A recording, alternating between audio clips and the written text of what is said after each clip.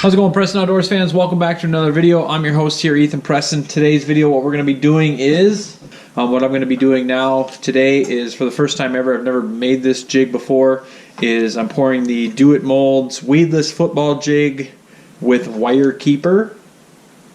Okay, this one comes with 1/4 ounce, 3/8 ounce, 1/2 ounce, and 3/4 ounce jig options in here. My 1/4 ounce and 3/8 ounce, I'll be doing those for either smallmouth fishing or cold water situations in the spring, fall, tough bite kind of thing with a finesse jig, finesse football jig. I've really got into using those the last couple of years. 1/2 ounce and 3/4 ounce I'm going to be using offshore a little bit more. Either be lay down woods offshore, rock piles, hard bottom transitions, that kind of thing, and be dragging them along the bottom. And we got the lead already in the hot pot going. What I'm going to do here at the beginning is you need to smoke the mold so the lead comes out better. I'm going to show you how you do that. And hopefully by the time we get done there, the lead will be all melted and we should be ready to go to pour. So I'm going to show you this is how your mold comes. Alright, nice and shiny. But you're going to need to smoke what they call smoking the mold. Get some better light here.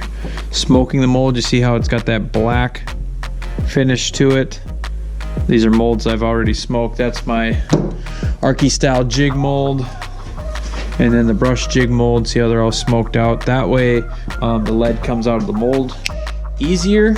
So the way I've done it before, I just got myself a little candle, light the candle, and what we're gonna do is do it like this.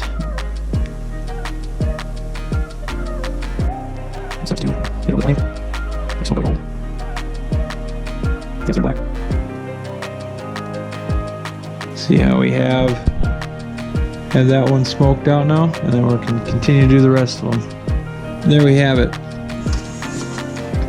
All the molds are smoked out. Best way I found to do it, as I had it here, is I took this little candle and I lit it, set it on the counter, and then went over top of it like this. First off, you don't have to worry about wax dripping on your hands and going over top, and it seems you're right on top of that flame. It smokes out a lot easier. What we got to do now is we are going to pour, we're going to pour a 3/4 ounce jig so it'll be easier for everybody to see, but we need a hole open for the weed guard so that pin fits right there, and we also need a wire keeper. I'm gonna get everything to sit still. Now there's 3 parts to this. Instead of just putting the hook and the pin in, now we've got to put the hook, the pin, and the wire keeper. So the way you do it is, I finally got it figured out, is put the hook, you can put the pin in first, put the hook in, and then put the wire keeper. There's a little hook at the end of the wire keeper. This one's going to be sticking out, but this one actually sits on the collar. Oh, you can see that. It sits on the collar of the hook right there. I'm going to close this sucker up. You can see on the top that it sits flush, so you know you're in. I'm going to hold this, and then I've just got an old measuring spoon here. I'm going to scoop some of the lead away from the top,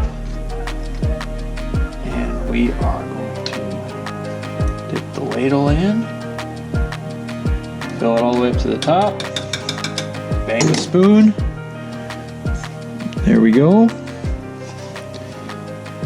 open it up, and when you look at that, what we have here is, turn the light on so you can see better, is our football jig. Now that sucker looks cool.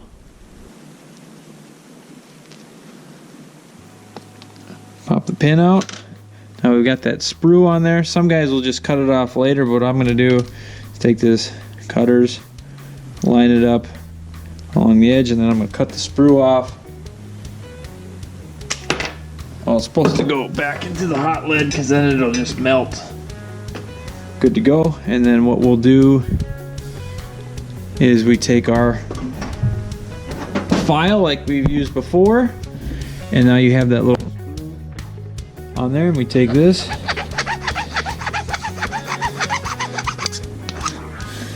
You file it down.